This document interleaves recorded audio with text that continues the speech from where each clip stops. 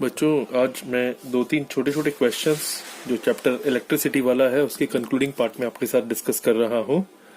उसमें से एक क्वेश्चन ये आता है कि हम टंगस्टन को किसी भी इलेक्ट्रिक बल्ब के फिलामेंट बनाने के लिए क्यों काम में लेते हैं।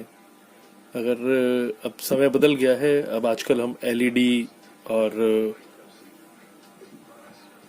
सीएफएल टाइप के बल्ब्स काम में लेते हैं। सीएफएल भी पुराना हो गया है, बट जो पुराने ट्रेडिशनल बल्ब्स हुआ करते थे उनमें टंगस्टन हम काम में लेते थे। तो टंगस्टन सिर्फ इसलिए यूज किया जाता है, मैंने यहाँ पर एक बहुत ही इंपॉर्टेंट पॉइंट उसका जवाब लिखा है, it has very high melting point.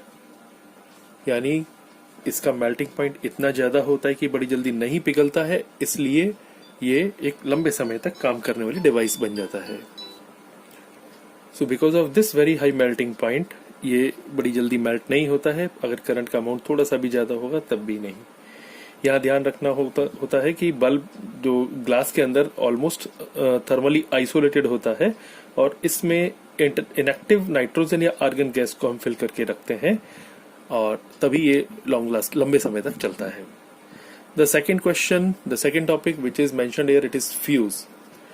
Fuse एक सेफ्टी डिवाइस की तरह से काम लिया जाने वाला उपकरण होता है। हर एक घर में आजकल हम नई फिटिंग में MCB मिनिएचर सर्किट ब्रेकर के नाम से देखते हैं, लेकिन अगर हम ट्रेडिशनल जहां पर इलेक्ट्रिक फिटिंग देखेंगे तो वहां पर अभी भी फ्यूज को यूज किया जाता है।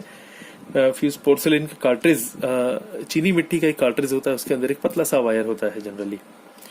यहाँ ध्यान रखने वाली बात है, फ्यूज हमेशा सीरीज कॉम्बिनेशन में लगेगा और ये भी किसी भी हाउस होल्ड में मीटर, इवन जहां इलेक्ट्रिक मीटर होता है उससे पहले या जहां पर भी हम सप्लाई शुरू करते हैं सबसे पहले हम फ्यूज को लगाते हैं। वो इसलिए लगाते हैं क्योंकि फ्यूज यहाँ पर सेफ्टी के लिए अपना बलिदान देता है।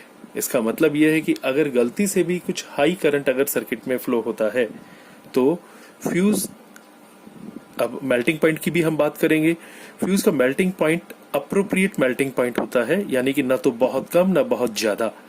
तो फ्यूज के अंदर जैसे ही कुछ एडिशनल करंट फ्लो होगा, कुछ एक्सेस करंट फ्लो होगा किसी भी वजह से, तो हम जानते हैं कि joules law of heating effect की वजह से ये हीट गर्म होगा और गर्म होकर के ये खुद मेल्ट होकर के ब्रेक हो जाता है और सर्किट में फर्दर करंट फ्लो होने से रोक देता है। तो इससे हमारे घर की सेफ्टी सुनिश्चित हो जाती है।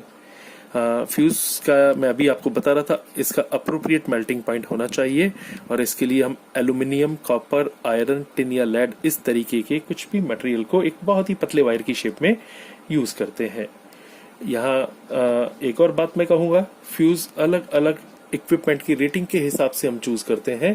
अगर हमें फ्यूज में लाइट डिवाइसेस काम में लेनी है, फैन हो गया या लाइट हो गई या छोटे मोटे इक्विपमेंट हो गए हैं, तो हम 1 एम्पियर या 2 एम्पियर की रेटिंग का फ्यूज लगाते हैं।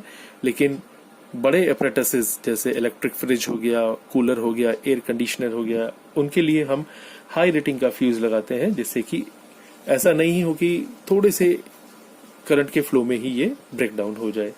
सो fuse is used as a safety device. Thank you.